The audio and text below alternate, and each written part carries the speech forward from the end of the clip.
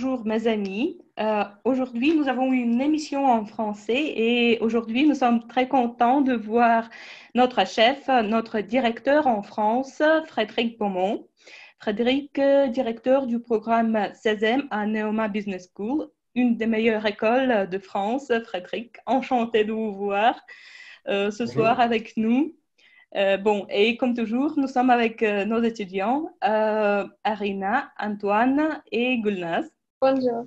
Bonjour, mes amis. Bon, Frédéric, on commence avec vous. Dites-nous, s'il vous plaît, la situation en France avec les études, avec les étudiants de Neoma, comment ça se passe?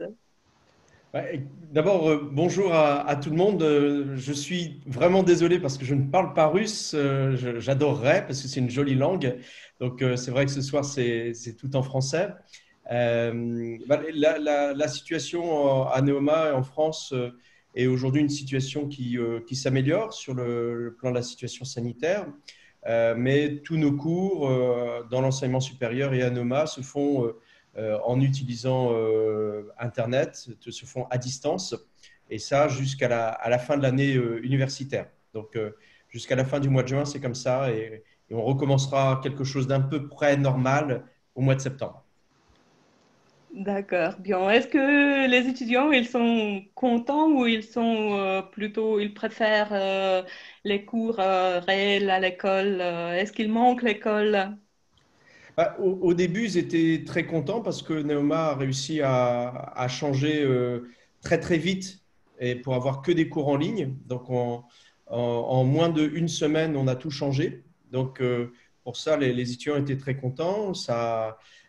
Comme ça, ils ont pu continuer leur enseignement supérieur en utilisant beaucoup Zoom, ce qu'on utilise ce soir.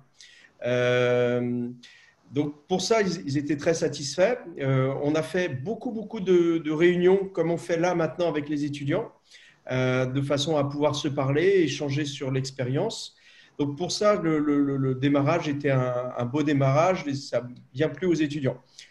Je dois avouer que l'année universitaire se termine et pour être très franc, je pense que tout le monde est content que ça s'arrête aussi parce que c'est pas la chose la plus confortable, même si les profs ont créé des belles expériences nouvelles et du coup, le retour aussi, parce qu'on a fait un questionnaire auprès des étudiants, les étudiants étaient très contents d'avoir finalement une nouvelle proximité avec leurs professeurs grâce à ce lien. Donc, la distance peut aussi rapprocher.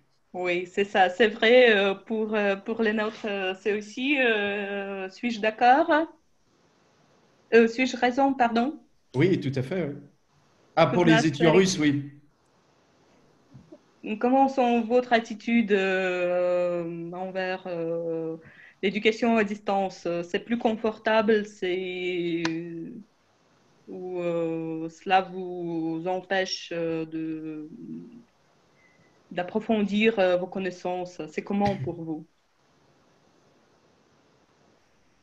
C'est une question pour les étudiants russes, hein. Oui. Je veux dire que je suis contente de voir la possibilité de passer le temps avec ma famille, mais je voudrais vraiment aller à l'université et j'espère que tout ira bien. Gulnaz, Anton. Gulnaz, je sais que vous... Oh, pardon, Arina, je sais que vous vous sentez très bien chez vous. Quelques mots sur vos impressions. Oui, oui. Pour moi, c'est un plaisir. Euh, j'ai plus de temps et je peux passer beaucoup de temps avec ma famille. Euh, pour moi, c'est une bonne chance. Et je me rappelle, fin avril, vous avez dit que vous manquiez beaucoup votre famille parce que pendant je crois que c'était déjà un mois que vous avez passé chez vous et vous n'avez presque vu votre famille parce que vous avez passé tout votre temps en étudiant. C'était très compliqué au début, oui. Au début, oui, mais maintenant, euh, nous avons le timetable que nous préférons beaucoup et hum, je peux passer beaucoup de temps avec ma famille. D'accord, bien. Antoine? Oui, pour commencer, je voudrais dire que nous sommes très contents de vous revoir. Oui, Monsieur Frédéric. Oui, et après, il faut dire que le quarantine ou la pandémie de COVID-19 dure un peu plus longtemps que nous avons prévenu. Oui. Et après, il faut ajouter que c'est le temps magnifique, oui, à mon avis, parce que nous pouvons passer notre temps libre avec ma famille, par exemple.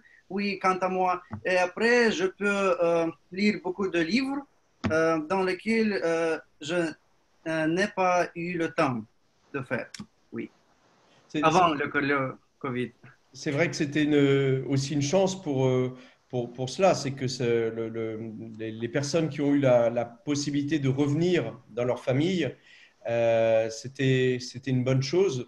Je sais que tous les étudiants, quelquefois, n'ont pas cette possibilité et restent enfermés dans leur petite résidence étudiante.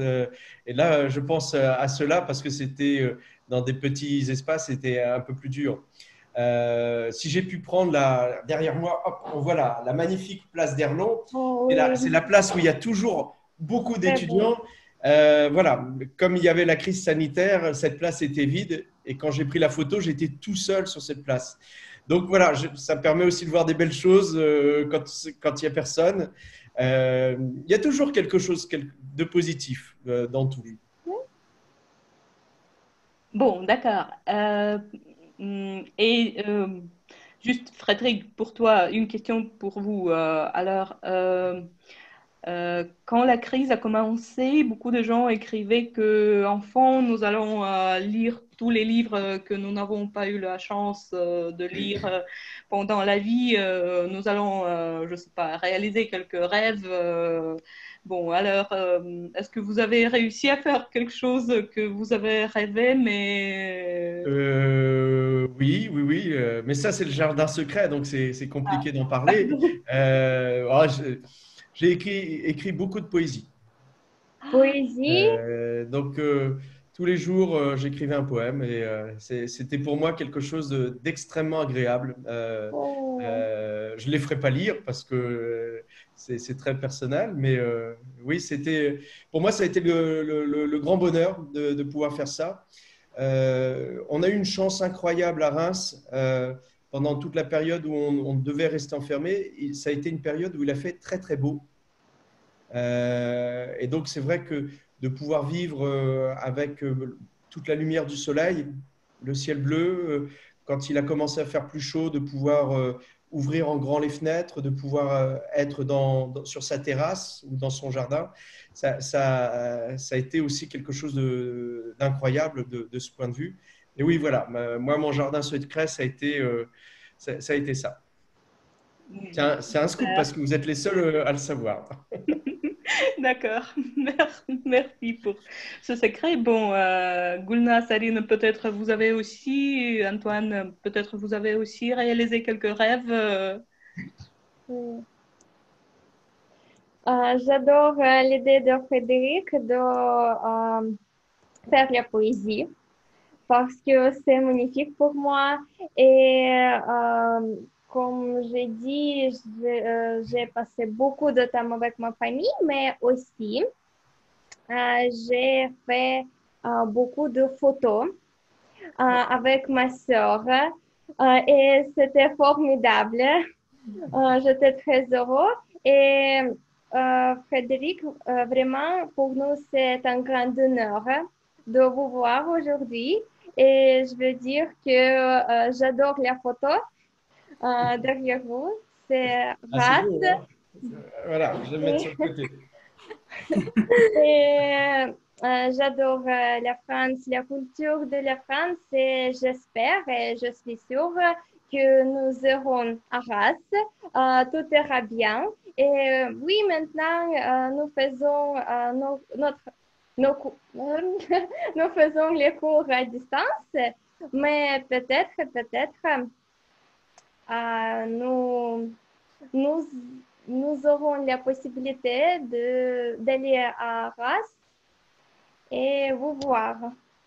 C'est vraiment mon souhait le plus cher de voir tous les étudiants arriver, qu'ils soient vous, les étudiants russes, parce que j'ai eu la chance de rencontrer déjà quelques-uns d'entre vous, de rencontrer aussi tous les autres étudiants qui arrivent d'autres pays, du Brésil, du Mexique, de Chine, de toute l'Europe, des États-Unis, du Canada, du Japon. Donc j'ai très hâte. Maintenant, la seule question que tout le monde me pose et à laquelle je ne sais pas répondre, c'est quand les frontières vont ouvrir, parce que ce sont des décisions qui sont des décisions des gouvernements. Je sais que pour l'Europe, pour le moment, la prochaine étape à l'intérieur de l'Europe, c'est le 15 juin. Donc peut-être qu'à partir du 15 juin, à l'intérieur de l'Europe, les citoyens européens pourront voyager un petit peu. Mais à l'extérieur de l'Europe, est-ce que les Français, parce que mes étudiants ont hâte d'aller voir Xenia et Alexei à Moscou, est-ce que mes étudiants vont pouvoir traverser la frontière pour aller à Moscou au bon moment? Est-ce que vous allez pouvoir traverser la frontière et venir à Reims au bon moment? Ça, c'est toujours la question extrêmement difficile à résoudre. Et de ce point de vue, c'est vrai que moi, j'apprécie beaucoup le dialogue qu'il y a avec tous les partenaires du CESEM et en particulier avec IBS Moscou, parce que c'est un beau dialogue et on cherche à trouver toujours les bonnes solutions pour les étudiants si jamais c'était compliqué de traverser les frontières, de façon à ce que le rêve ne s'arrête pas, que le rêve soit juste un petit peu décalé dans le temps, de quelques semaines ou quelques mois, mais que vraiment tous les efforts payent, parce que vous apprenez le français, c'est beaucoup de travail. Mes étudiants apprennent le russe, c'est beaucoup de travail. Et on a vraiment envie que les frontières s'ouvrent dans le monde entier. C'est vraiment quelque chose d'important, que les compagnies aériennes remettent les avions dans le ciel. Pour le moment, il n'y a pas d'avion dans le ciel, donc c'est difficile de venir.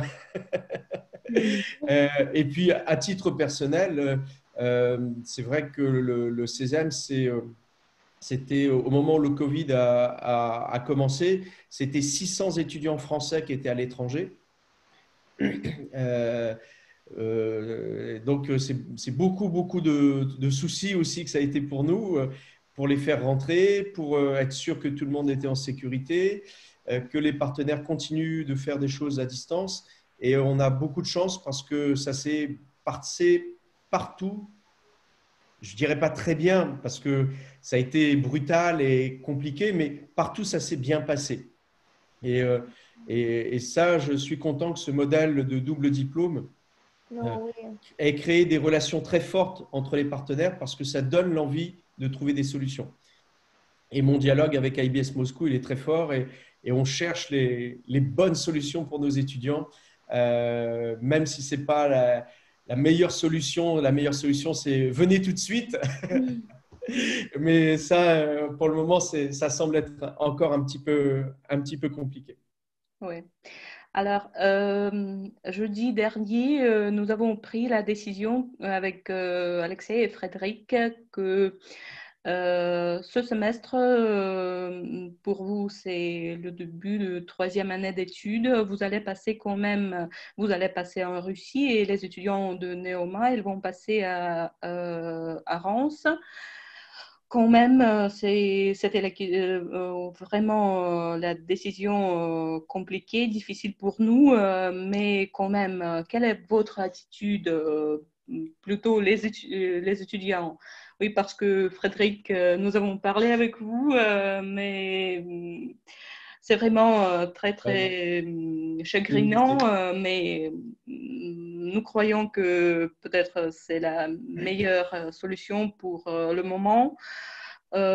Quels sont vos sentiments? Parce que vous êtes les premiers à venir en France, à Reims, et moi j'attendais ce moment-là, vous avez attendu ce moment-là. Alors, moi, Xenia, juste pour le français, je vais te corriger et je n'utiliserai pas l'imparfait. Pardon. J'utiliserai toujours le futur parce que nous vous attendons, nous avons hâte que vous veniez. Et pour nous, ce n'est pas juste du passé, c'est juste changer la date, Oui, reculer un tout petit peu parce que juste avant de laisser les étudiants parler, peut-être expliquer oui, pourquoi on prend cette décision qui est un peu arracher son cœur, hein, de prendre une décision pareille. C'est qu'il faut faire plein de choses quand on va dans un pays étranger. La première, et je sais que j'ai rencontré des étudiants russes et leurs familles à Reims, la première, c'est trouver un logement. oui. Quand on ne sait pas quand on arrive, on ne sait pas si on va arriver, bah, pour trouver un logement, c'est très, très difficile. Parce que les personnes en France vont dire je ne crois pas que vous allez arriver, je ne veux pas vous louer l'appartement. Donc ça, c'est déjà une question pratique qui est la plus importante. Même si j'ai un petit appartement et je peux dépanner un petit peu quelques jours, c'est pas possible de loger tous les étudiants russes chez moi. Donc la première question, c'est une question pratique, les logements. La deuxième question, c'est une question de visa. Ouais. Est-ce que la France va autoriser les visas? Oui, mais quand? Est-ce qu'elle va l'autoriser le 15 août, le 31 août, le 15 septembre, le 1er novembre? On ne sait pas. Il y a l'espoir que finalement les choses aillent vite. Et si les choses vont vite, ben, on verra. Il faut toujours être dans l'espoir et toujours être attentif. Mais il faut aussi préparer l'avenir en faisant comme si, comme si le pire était là. Parce que c'est aussi ça le management de l'incertitude. C'est apprendre à gérer des situations de façon à ce que l'objectif numéro un reste le même. L'objectif numéro un, les étudiants russes venant à Reims auront le diplôme de IBS Moscou et le diplôme de Neoma pendant l'été 2022. Ça, l'objectif inchangé. Et ça, c'est le plus important. Normalement, c'était 4 semestres en France et pour les Français, 4 semestres en Russie.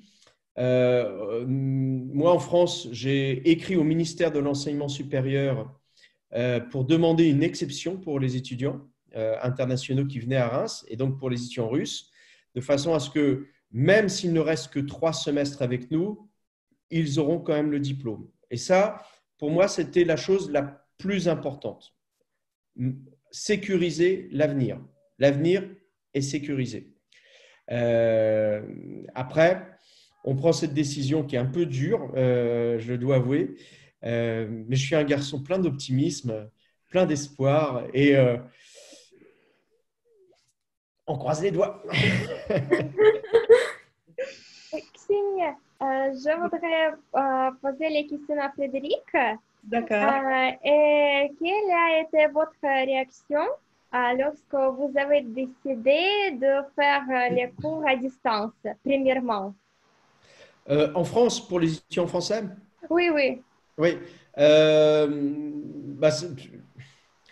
La réaction, c'était une réaction de soulagement. Trouver un bon moyen de continuer, de ne pas s'arrêter. Parce que tous Oui. les étudiants, pour eux, l'investissement dans les études, c'est un investissement personnel, c'est un investissement des familles, c'est des gros investissements. Et l'objectif numéro un, c'est assurer que le diplôme peut continuer. Donc, pour être très franc, j'ai été très, très fier des professeurs de Neoma lorsqu'ils ont réussi en une semaine à changer toute l'organisation. Derrière, il y a tous les services de Neoma qui ont changé la planification des cours, qui ont changé toute l'organisation des examens. Ça a été énormément de travail et ça a été une décision qui a été finalement facile parce que elle garantissait l'avenir. C'était la meilleure des solutions dans le monde possible. Et donc, pour ça, c'était bien. J'étais fier finalement, très inquiet au début et très fier quand je vois comment ça a marché. D'accord, mais nous devons avouer, Frédéric, je crois que vous allez être d'accord avec moi pour que le processus d'éducation à distance soit plus efficace. Il faut que le processus lui-même soit très moderne. Alors, si tu as des cours généraux, c'est assez. Tu as beaucoup de questions comment tu peux le faire à distance parce que les étudiants s'ennuient et j'ai visité quelques réunions de mes collègues qui disaient ah, mais qu'est-ce que nous allons faire? Mais comment est-ce que nous allons organiser tout ça? Mais parce que nous avons été tout d'abord fâchés parce qu'on ne comprenait pas comment cela va marcher, mais puis nous avons compris que tout va assez bien parce que quand les étudiants sont intégrés dans le programme, dans les cours, alors tout se passe bien. Dis s'il vous plaît quelques mots sur le programme lui-même. Je sais que vous avez été directeur d'autres projets internationaux dans d'autres écoles françaises très bonnes écoles. Alors, pourquoi Neoma? Qu'est-ce que distingue CESEM d'autres programmes? Pour Neoma, d'abord, on a une directrice générale qui a eu la bonne idée, lorsqu'elle est arrivée il y a 2 ans, de créer une nouvelle direction dans Neoma, qui est la direction de l'innovation pédagogique, et de nommer un directeur de l'innovation pédagogique et de la transformation digitale. C'est le terme, il est très long. Et finalement, Neoma travaillait déjà sur la mise en place de nouvelles pédagogies, de nouveaux outils en ligne. Et donc, quand la crise est arrivée, même si nous n'étions pas à 100% prêts, beaucoup de choses avaient été préparées pour les mois qui allaient venir. Donc, ça nous a obligés à accélérer. Et je pense que ça a été ça le succès de Neoma vis-à-vis de ses étudiants. Je ne dis pas que tout était parfait, hein, ça serait exagéré, mais on était là. On a pu réagir très vite. On a pu mettre en place très vite des choses. Il faut dire que pendant toute la période où la crise a éclaté, tous les jours, nous avions des réunions de direction pour organiser tout ce qu'il fallait changer, parce que c'était un travail énorme. Et ça, il y a une mobilisation générale très forte. Après, dans les cours, c'est vrai qu'il y a des cours pour lesquels c'était plus facile de s'adapter. Il y a des enseignements pour lesquels c'était un peu plus compliqué de s'adapter. Je crois que c'est quelquefois lié à la forme de l'enseignement au départ, le choix du professeur. C'est aussi lié au choix à la discipline. Il y a des disciplines plus faciles que d'autres. Faire un cours de méthode quantitative, mathématiques, financières ou statistiques en ligne, c'est peut-être quelquefois un peu plus dur parce que ce sont des cours où quelquefois les étudiants ont des difficultés. Et donc, quand c'est dans une salle de classe et que des étudiants sont en difficulté, on voit qu'ils ont des difficultés. Mais ça s'est quand même bien passé. Donc,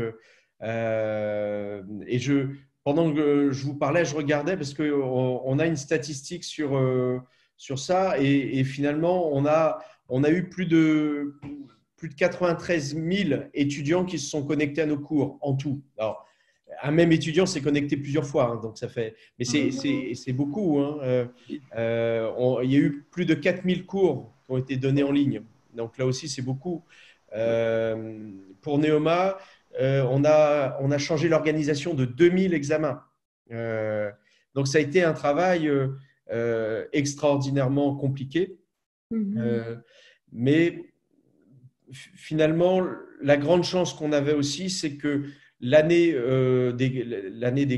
pour le CESEM, l'année académique, les cours étaient en train de terminer aussi. Donc, les cours en ligne n'ont pas duré très longtemps. Peut-être que quand on a 2 mois de cours en ligne, c'est plus compliqué que quand on a un mois ou un mois et demi de cours en ligne. Il faut aussi admettre que pour le CESEM, c'était la chance. Et pour le CESEM, j'ai pu comparer aussi avec l'international, puisque j'ai des étudiants qui sont dans le monde entier. Je disais en Chine, aux États-Unis, en Europe, au Canada, au Brésil, au Mexique. Et partout, ça s'est bien passé. Même s'il y a eu des petites périodes compliquées, là, ça a commencé en Chine. Ça a commencé en Chine pendant les vacances en Chine. Donc, les étudiants sont restés quand même un peu longtemps sans cours, presque un mois et demi. Mais les cours ont repris. Ce n'est pas idéal, mais au moins, ça a continué. Donc, pour eux, le diplôme en Chine reste un rêve qu'on peut presque toucher déjà. C'est très bien, surtout je sais que la Chine, c'est un de ton trek que vous aimez le plus. Et c'est vraiment très... Gulnaz voulait poser une question. Oui, je voudrais ajouter que hier, j'ai vu beaucoup de vidéos de Neoma sur YouTube. Et aussi, il y avait beaucoup de vidéos avec vous, Frédéric. C'était très intéressant. Et aussi, j'adore vos photos sur Instagram parce Oui. que j'adore voir les photos de race. Oui, Ah oui, oui, oui. oui, c'est magnifique. Et j'étais très heureux de faire des photos du marché Oui, de exactement. Reims parce qu'il était fermé, il vient d'ouvrir. Alors, à l'intérieur, il faut porter le masque, il faut mettre la distance entre les personnes. Mais j'étais très heureux parce que les fleurs sont revenues dans le marché. Et alors, je suis très gourmand, mais le fromage aussi, les magasins de fromage étaient ouverts. Et je manquais beaucoup de manger du fromage. Et donc, j'ai pris une photo qui n'est pas belle, mais que j'aime beaucoup. Je suis devant le marchand de fromage et je me régale à l'idée d'en manger. Donc, voilà, aujourd'hui, c'était dimanche et pour mon déjeuner, j'ai mangé du fromage et j'étais très heureux. Oui. Et le marché fonctionne-t-il maintenant? Oui? Oui, oui, oui. Oh.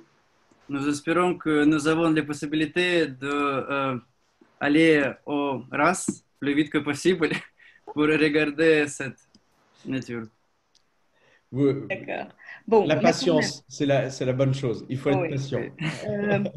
Nous avons une question de nos candidats qui regardent cette émission. Alors, on demande comment on passe le 3e et le 4e année à 16e. C'est à vous, Frédéric. D'accord. Alors, donc les 2 années, c'est divisé en 4 semestres.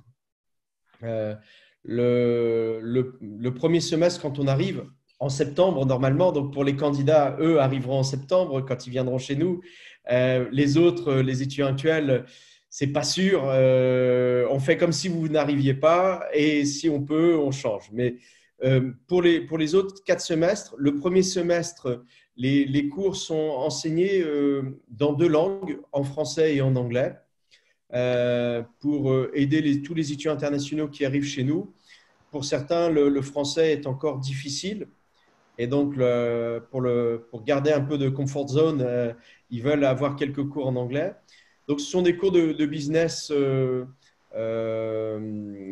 avec des cours obligatoires et des cours qui sont électifs.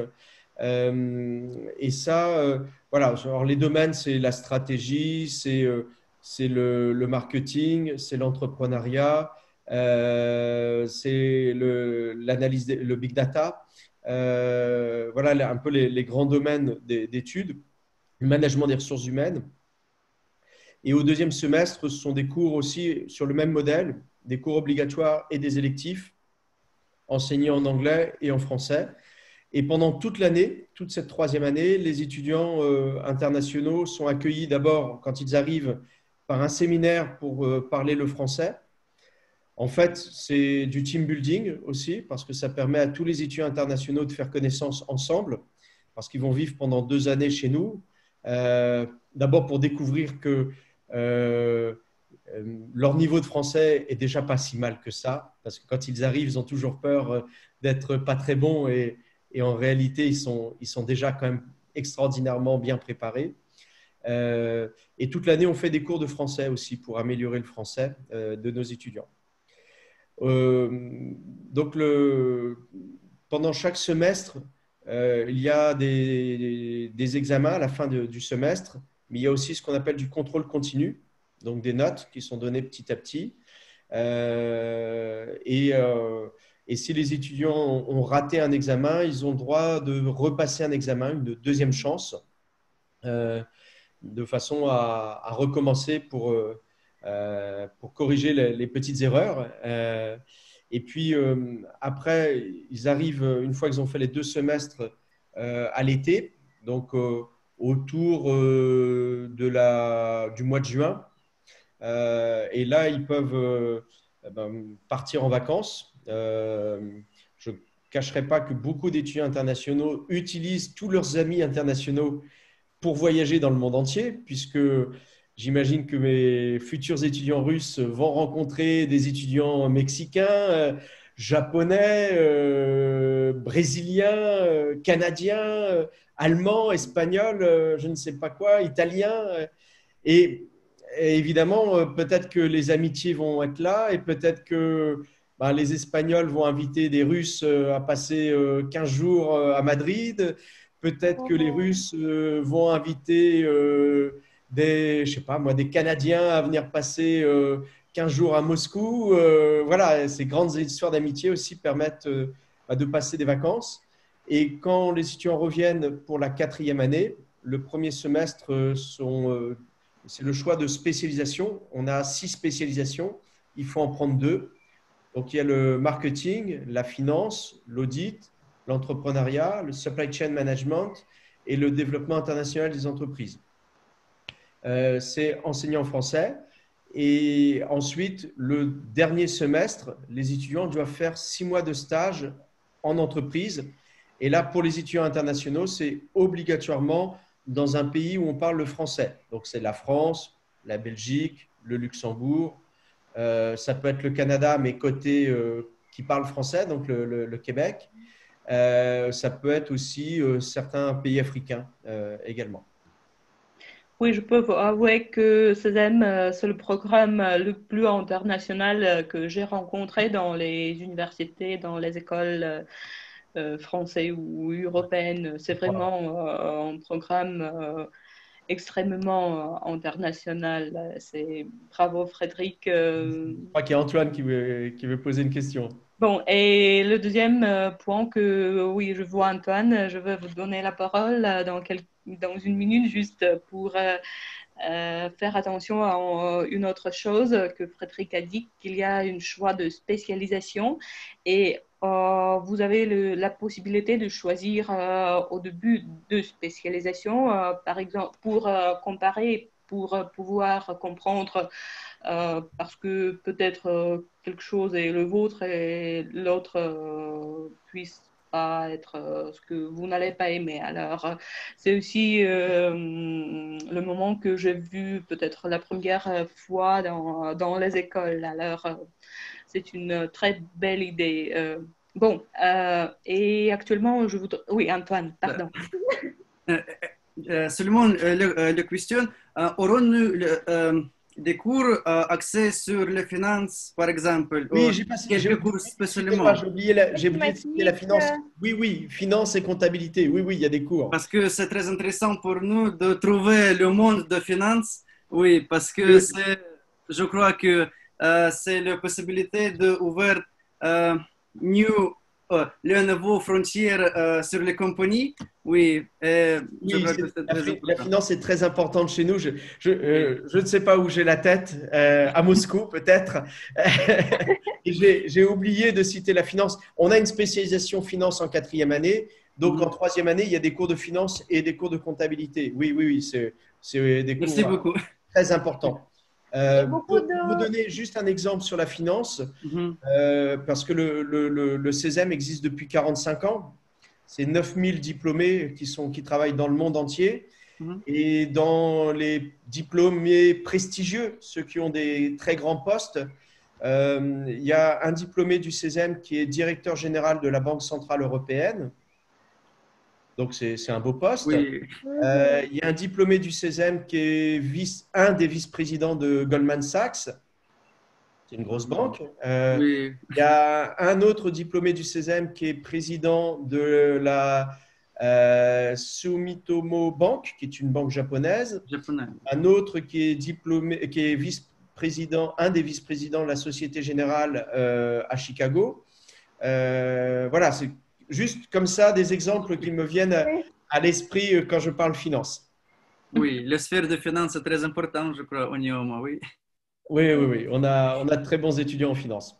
Oui, Et Bon, à Neoma, il y a beaucoup d'organisations étudiantes, oui. comme Sportif, je me je crois. rappelle, comme théâtre, aussi organisations sportives. Oui, les associations, c'est très important. Pour Neoma, on a 80 associations étudiantes. Mhm. 80. Oui, 80. Et il y a tous les domaines. Alors, le sport, évidemment, pour ceux qui veulent faire du sport. Alors, les sports pratiqués à Reims sont peut-être pas exactement les mêmes qu'à Moscou. Même si à Reims, on a une équipe de hockey sur glace qui est quelquefois championne de France. Ça, on peut faire du hockey sur glace à Reims. Mais oui, il y a beaucoup de sports possibles. Il y a la vie artistique aussi est possible. Mhm. Tous les ans à Reims, on fait une comédie musicale. Euh, donc, quand il y a des étudiants qui aiment danser, qui aiment chanter, qui aiment faire du théâtre, ils peuvent le faire avec nous. Et c'est un beau spectacle tous les ans. Donc, c'est super. C'est vraiment un très, très beau moment. Euh, on a dans la vie artistique et culturelle, on a aussi des associations consacrées au, au- au cinéma, pardon, excusez-moi, pour ceux qui aiment le cinéma, à la littérature également. Euh, on a des associations qui sont des associations euh, plus sérieuses pour créer des événements avec les diplômés de l'école, par exemple. On a une junior entreprise donc qui fait des missions pour des entreprises, des missions d'audit ou de consulting pour les entreprises.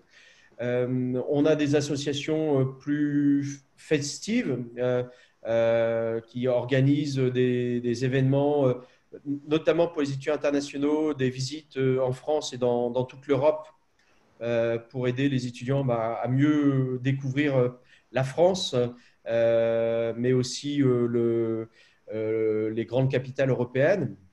Euh, on a des associations qui organisent des soirées pour les étudiants. Ça fait partie aussi des choses. Le ski, pour ceux qui veulent aller skier, il y a une semaine de ski. Bon, voilà, c'est très riche et c'est agréable parce que quand on est un étudiant international, qu'on vient à Reims, et qu'on reste 2 ans, même si on peut rentrer un peu pendant les vacances pour voir la famille et les amis, vous allez rester ici beaucoup de week-ends et il faut trouver plein d'occupations et la vie culturelle et artistique et sportive et associative est très riche et ça permet aux étudiants de se sentir bien. Et puis le soir, il y a sur cette place beaucoup de restaurants. Oui, oui. Là, ça ne se voit pas sur la photo, mais normalement, c'est J'adore. que des bars, que des restaurants, plein de tables Oui. partout et beaucoup de jeunesse. À Reims, c'est 30 000 étudiants. Hmm. Donc, c'est Beaucoup, quand même plusieurs, beaucoup oui. d'étudiants. Il faut dire, je crois que sa vie sociale est très importante pour se développer, pour l'étudiant. Parce Et- qu'il se trouve la rue dans laquelle il veut se développer. Oui. Exactement, c'est très important pour se développer et c'est aussi très important parce que quand on crée des relations d'amitié fortes avec d'autres étudiants qui durent dans la vie professionnelle, c'est aussi le professional network, c'est le réseau professionnel que l'on crée et ça permet d'avoir un réseau professionnel dans le monde entier. Et quand on veut développer du business, développer des activités, avoir des amis au Brésil, avoir des amis en Chine, avoir des amis au Japon, avoir des amis en Russie, avoir des amis en France, et tous ces pays, c'est aussi quelque chose d'extrêmement important. Et grâce aux associations, les relations d'amitié deviennent plus fortes. Oui, et je pense que nous pouvons ouvrir les leçons de construire. Par exemple, c'est ma hobby, j'ai construit cette petite maison. Oui, et je crois que nous pouvons ouvrir le nouveau hobby, oui. Exactement, oui, on peut toujours apporter des nouvelles choses. Ce qui est intéressant dans le double diplôme, c'est évidemment d'avoir une bonne éducation avec des bons professeurs, des bons cours. C'est comme ça à IBS, c'est comme ça à Neoma. Mais c'est aussi pouvoir s'enrichir avec la culture des autres, la richesse des autres. Nous, à Neoma, on est très, très fiers d'accueillir nos premiers étudiants russes parce que la culture russe est très, très riche. C'est beaucoup d'histoire, c'est beaucoup de philosophie, beaucoup de littérature, beaucoup de musique, beaucoup de poésie. Tout cela, c'est très riche. Et donc, nous sommes heureux, nous, d'accueillir cette richesse supplémentaire chez nous et de la faire partager avec tous nos amis qui viennent du monde entier. Donc, c'est un bon moment. Nos cultures ont beaucoup en commun, je crois. Oui, oui, c'est vrai. Je vais vous avouer un petit secret. Ils m'ont dit tout le temps, ah, mais quand nous allons à Reims, nous sommes tellement fatigués, nous avons tant de cours, nous n'avons pas de vie privée. Nous allons à Reims et nous allons avoir la vie privée sans, sans trop d'études. Il faut travailler beaucoup aussi, mais c'est un autre contexte. Je pense que c'est une belle aventure humaine. Moi, si je pouvais être jeune, être étudiant, comme les étudiants qui sont en face de nous aujourd'hui, je prendrais leur place tout de suite. Oui. Bon, mais quand même, mes chers étudiants, je voudrais vous demander pourquoi est-ce que vous avez choisi ce programme-là et êtes-vous content actuellement de votre choix et avez-vous encore le désir d'aller chez Frédéric, de joindre ce programme magnifique? Bon, Arin, est-ce qu'on peut commencer avec vous? Oui. Pour moi, c'est une bonne chance de communiquer avec les gens d'autres pays et d'acquérir des connaissances pratiques en gestion. Et par exemple, maintenant, nos professeurs font un excellent travail. Le niveau d'éducation est resté aussi élevé, aussi hausse. Je suis très reconnaissante pour ça. D'accord, Nous sommes très fiers de vous accueillir, Arina. Merci. Nous, Gulnaz, Antoine. Antoine, il faut mettre le micro. excusez-moi. Je crois que c'est mon rêve d'apprendre en France, oui, parce que j'adore ce pays. Et après, je voudrais obtenir les compétences très pratiques, oui. Et je voudrais être efficace dans les compagnies dans lesquelles je voudrais travailler après mes études. Et après, je voudrais faire quelque chose de nouveau. Je voudrais faire quelque chose très efficace pour ma pays, oui, et pour faire mieux de ma pays et pour France, oui. Oui, et en fait, il faut aussi dire que si ce double diplôme existe entre la France et la Russie, c'est d'abord la volonté de deux gouvernements, le gouvernement russe et le gouvernement français, qui ont créé ce qu'on appelle l'université franco-russe. Et donc, c'est dans ce cadre-là qu'on a créé le double diplôme entre IBS et Neoma. Et évidemment, l'objectif, pour les deux pays, c'est d'avoir des jeunes qui ont une meilleure compréhension des Français, une meilleure compréhension de la Russie, de la culture russe, de l'âme slave, parce que c'est comme ça qu'on parle des Russes en France, donc de bien comprendre aussi cette dimension-là, et de vous mieux comprendre la France, la culture française, l'âme française, qui est peut-être différente. On parle d'une âme romantique en France, et ça aide aussi à comprendre le business, ça aide à comprendre comment on peut travailler ensemble, comment on peut accepter certaines différences, contourner certaines différences, apprécier aussi, et puis arriver quelquefois à faire en sorte que malgré les différences, on arrive à travailler et à construire ensemble. Donc oui, c'est extrêmement important d'avoir des jeunes comme vous Oui. qui ont compris que c'est un bon moyen de travailler avec nos pays respectifs, dans nos pays respectifs, pour nos pays respectifs, à développer ces échanges entre nous. Oui, et je veux devenir le professionnel aux gestions, oui, aux gestions financières. C'est pourquoi j'ai choisi ce programme, oui, parce que je crois que cette collaboration, oui, va être très efficace. Oui. Bon, d'accord. Gulnaz, je crois Mais qu'elle quand veut même, je crois qu'elle lève la main. Pardon, Gulnaz. Oui, je voudrais dire que pour moi, c'est le meilleur programme parce que je l'adore. J'adore de la culture de la France, la langue française, et je crois que nous sommes prêts à aller à Arras. Et aussi, nous attendons vous, Frédéric, à Moscou. Oui. Ah, j'ai hâte. J'ai hâte de enfin avoir le ciel ouvert, les frontières ouvertes Oui. pour venir, parce que j'avais prévu de venir vous visiter à Moscou, et bon, la situation ne l'a pas permis, mais j'ai très très hâte de revenir. Moi, je dois avouer que quand j'ai commencé à discuter avec IBS, j'étais déjà venu plusieurs fois à Moscou, mais je ne connaissais pas bien les Russes, parce qu'à chaque fois que j'étais venu, c'était à chaque fois des toutes petites visites très rapides.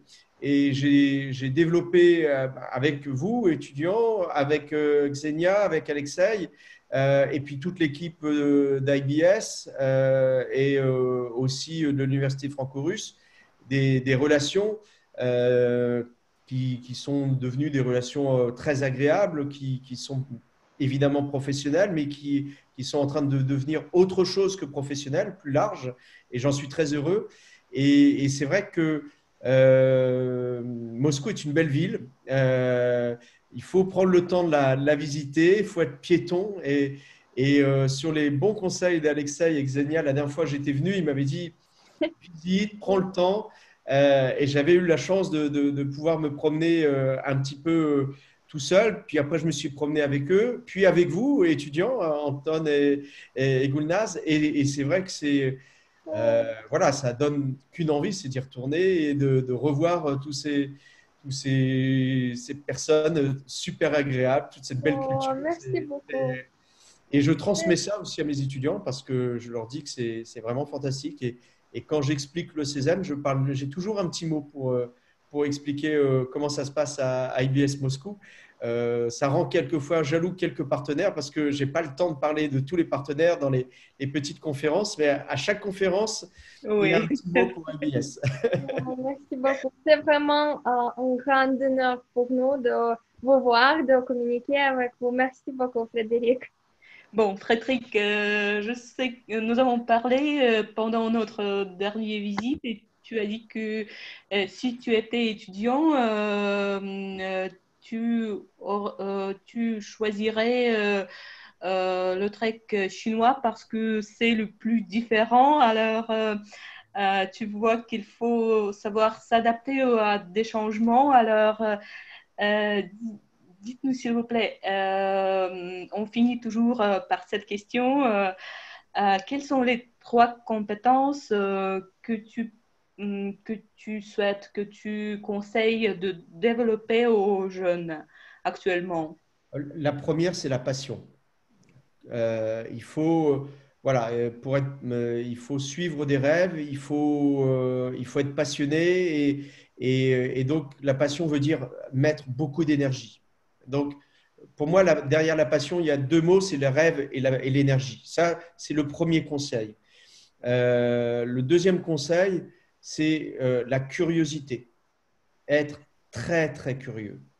Toujours s'intéresser aux autres, toujours s'intéresser, toujours essayer de comprendre, toujours voilà, être très curieux. Et le troisième, c'est apprendre à résister à la difficulté. Il y a toujours beaucoup d'obstacles sur les routes. Toujours. La vie est faite de plein d'obstacles. Et, je crois que il faut avoir l'âme d'une sorte de guerrier, mais un guerrier pacifiste, pas un guerrier qui veut faire la guerre. L'âme de quelqu'un qui est prêt à s'armer et à avancer et ne jamais abandonner. Donc, les rêves, l'énergie, la curiosité et en français, il y a un mot qui définit ce que je venais de dire en dernier, c'est la résilience, c'est-à-dire la capacité voilà, à avancer malgré les difficultés et à toujours trouver quelque part un coin de ciel bleu. Vous voyez sur ma photo, on peut voir la place d'Arlon vide, on peut se dire c'est horrible, c'est vide, mais elle est belle, il y a du beau ciel bleu et je trouve que cette photo donne envie de revenir à la place d'Erlon. Donc, même quand les choses sont difficiles, on peut trouver quelque chose de positif. Voilà, c'est mon conseil aux étudiants. Merci beaucoup, merci pour ce positif, merci pour cette discussion très vive et on souhaite te voir chez nous et on souhaite que nos étudiants